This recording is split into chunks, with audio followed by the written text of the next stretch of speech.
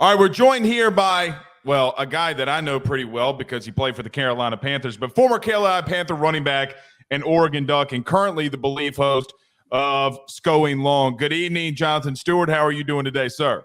I'm doing good. How about you? Well, I got to admit, through being a Saints fan, you've broken my heart a lot of days. I'm just going to let you know. We talked to you before about this, but I still am not over it. It's okay, man. It's in the past, though. You gotta lick your wounds and move on, baby. But I hear you though. Being a fan now on the other side, there's definitely some games that I look at, for my Panthers that, that Falcons game, DJ Moore and the whole referee thing, his helmet, that strikes a chord still as a fan. So I understand. I feel that, man. Well, I appreciate you joining us here on the Ruffino and Joe Show. Everybody do us a favor by hitting the like and subscribe button.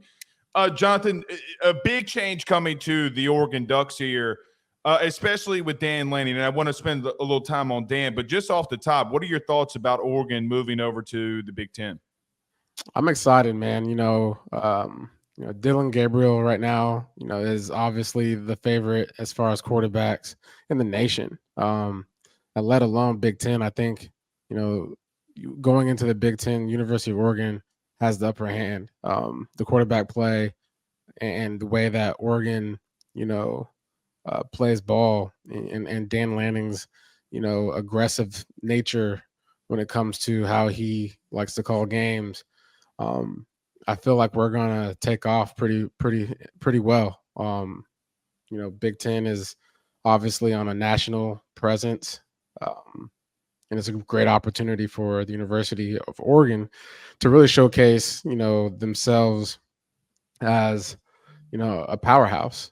It's kind of crazy to say that, in the sense of, the nation's collegiate atmosphere. And you think when you talk about powerhouses, you think about SEC schools, and obviously the Big Ten.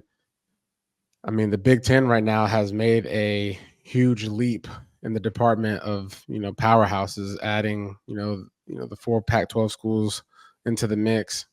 It's going to be very interesting as it all pans out. So I'm excited. I think it's a huge, smart move by Dan to stay, because given the nature of what's to come, the world's your oyster.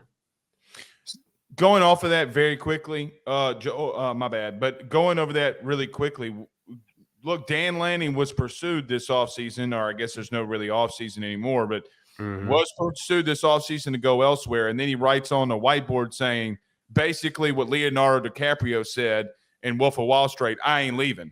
I ain't leaving. I ain't freaking leaving. Mike Evans posted that yesterday when he signed the deal with Tampa. Yeah. Your thoughts when he basically did that? I mean, because, Jonathan, I don't mean this in the wrong way, but Alabama is Alabama, and Dan Lanning staying there is a massive deal for the Ducks. What do you think about that? I think what you're starting to see is the nature of head coaching positions is about to change. We're so used to this whole recruiting mechanism where it's like going in and obviously schmoozing, right? This is turning into a GM position, in my opinion. And what better leverage to have in that recruiting world now, more than exposure. And this was an opportunity to really double down on something that's already, has a horizon that I don't think is even, like, the ceiling is so high right now for the University of Oregon on a level of national attention. The school itself, the opportunities that Nike presents, for, an 18-year-old and whatnot, the jerseys, the facilities and whatnot. So being able to go out and basically play on a national level and showcase why you should be coming to the University of Oregon is huge.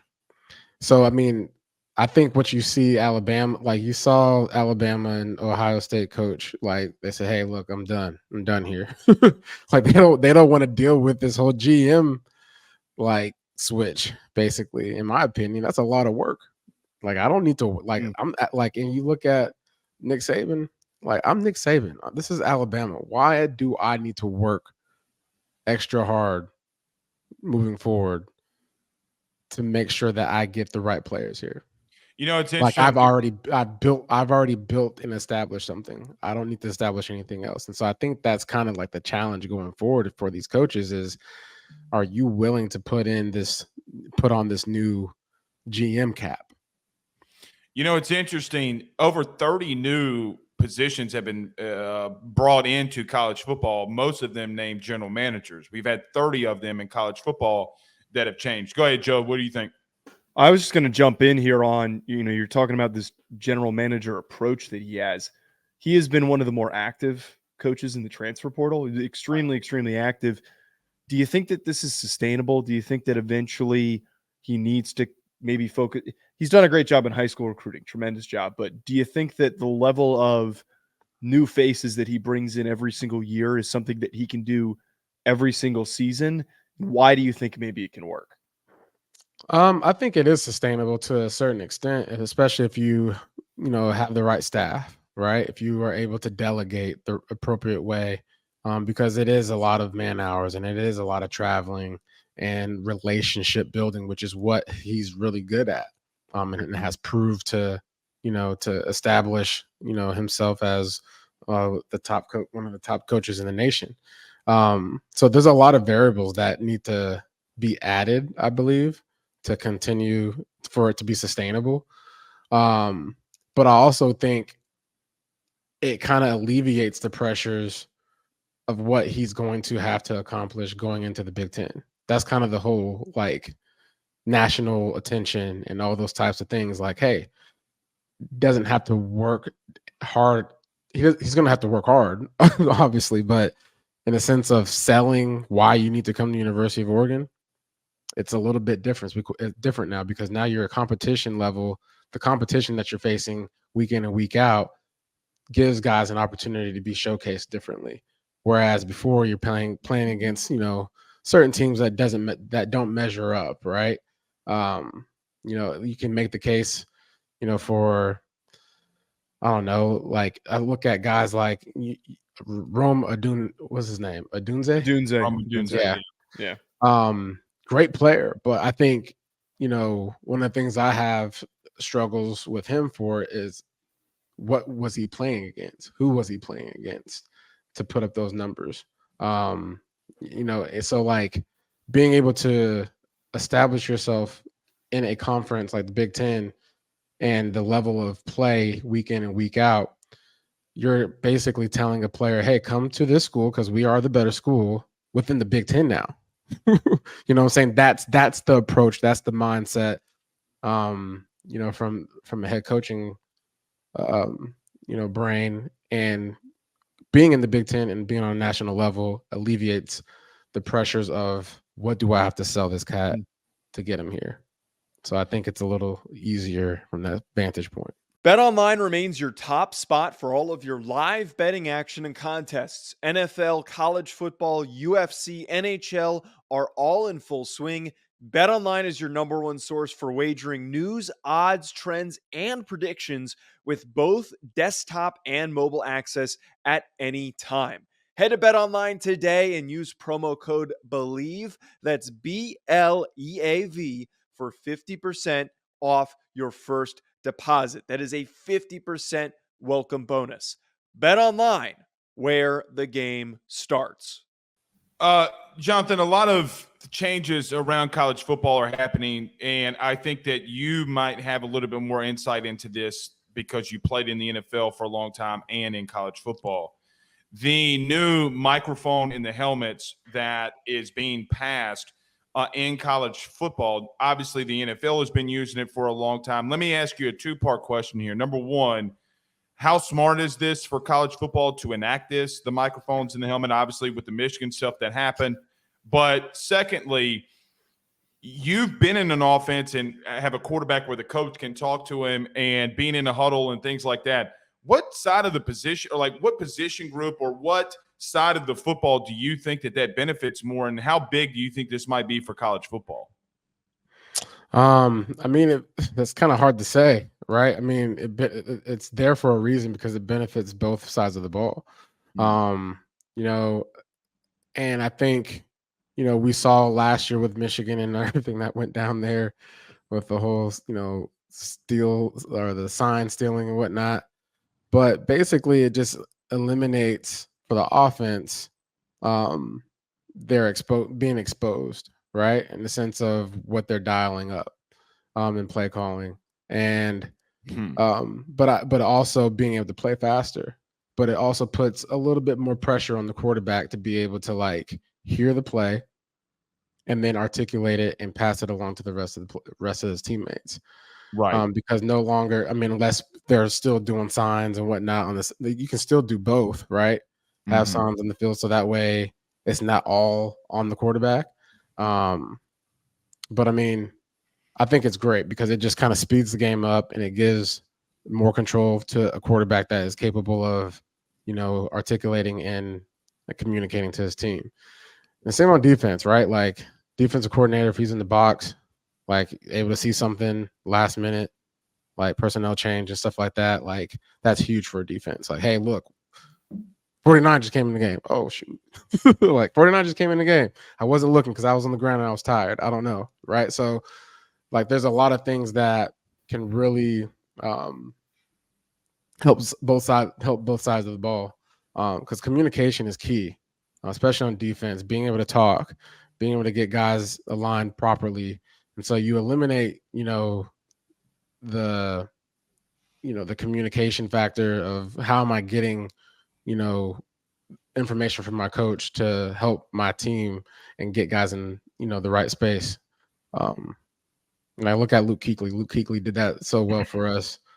Just talking him and Thomas Davis. I mean, our defense was probably the most talkative defense I've ever been around, or I would say faced, because I faced them in practice, right? So they're always talking. Everybody's talking to each other. So communication is huge on defense, knowing where guys are. Last question I had. I Bleav you were technically in one of the NCAA or some of the NCAA college football games. And I don't know what your overall was off the top of my head, but if you had to pitch what your overall should have been, what do you think it would be? While you're at Oregon specifically, we're not, no NFL here. Man, I don't even know. Is that information online? I'm sure I could look it up somewhere, which might be interesting for me to find it later on to compare to what you think it might have been. Yeah, you had a 98 broken tackle rate. Oh man, that was good. Probably. I would say like a 92. Oh, solid. That makes sense. Maybe go a little higher. I think it's pretty. I'll say 92 from a standpoint of like, I was dealing with a lot of injuries throughout my whole entire career. I think it's fair to say, keep him at 92 because he might not be available, because that's the story of my career. Let me ask you this question, and we're gonna edit this anyway, but your thoughts on Chip Kelly leaving UCLA to go to Ohio State? Yeah, man, I think it's one of those opportunities where this game, and especially in the coaching world, it's all about who you know, and it's about opportunities to rise to the next occasion. And I think it was great because it allowed Deshaun Foster to get an opportunity to be a head coach.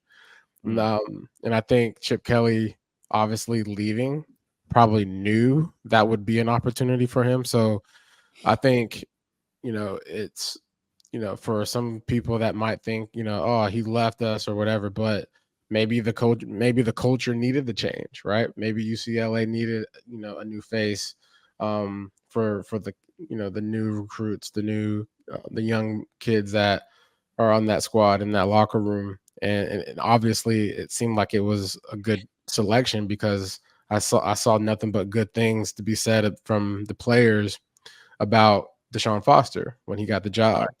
And then obviously Chip Kelly, we go back to this whole recruiting thing, right? Like it's easier to get guys to Ohio State, right. Like Big Ten. So, and the trajectory where they are right now, and like where they're going to go, they're obviously, number one in the conference. And so you add him to the mix, it just kind of gives that organization, that college, a new facelift as well. And so, I mean, you just gotta. It's all about momentum, and I think he went towards what had the most momentum. Last one for me here. Does Dante Moore deserve to be able to compete with Dillon Gabriel for this starting job? I think every college kid has the opportunity, has the right to deserve, or everybody deserves the right to compete, right? And that's what you're gonna do every year. For my mindset was always, nothing's given. Everything's gonna be earned.